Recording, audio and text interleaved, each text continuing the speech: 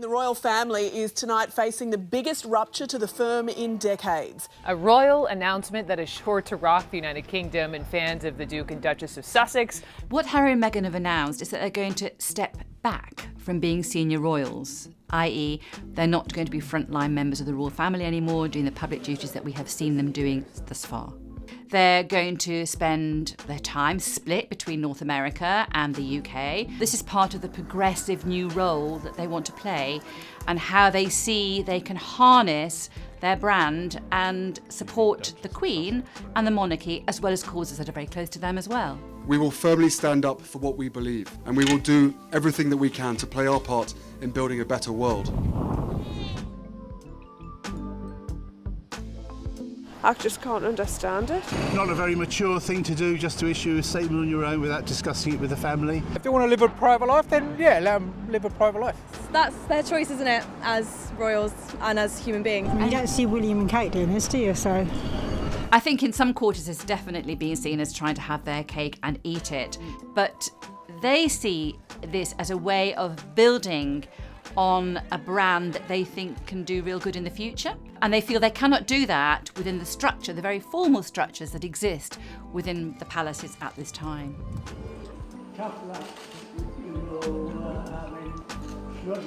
I think the clues have been there for some time. When Harry and Meghan first announced their engagement, there was so much positive coverage. This was an amazing story. It was a fairy tale wedding that they had in Windsor.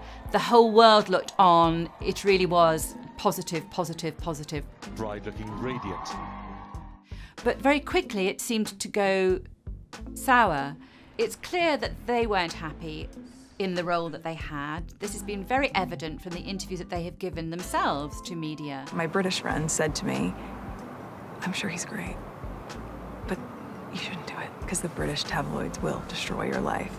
Harry in particular, he sees the mainstream media or elements of the mainstream media as waging, a war, a ruthless campaign, a vilification against his wife. But what they have to be careful about, really, is that they are not accused of tarnishing the royal brand, because that is their brand. They are the Sussexes, they are royals. That is what has brought them the fame that they have and their international celebrity.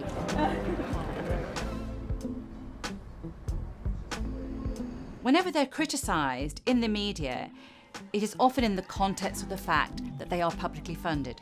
If they receive no more taxpayer-funded money, that argument no longer holds. We don't know how they're going to make money. We have absolutely no idea how they're going to make money. They haven't spelled this out in detail, and in fact, I do wonder themselves whether they have actually worked this out. It has to be said that this is unprecedented in modern times. The only real comparison that we have of somebody actually positively opting out of a high-profile role in the royal family is that of the Duke of Windsor, who abdicated, obviously, leaving the throne to his younger brother. But that was a long time ago, and the world has changed. Quite how they will make it work in this modern day, we'll have to wait and see.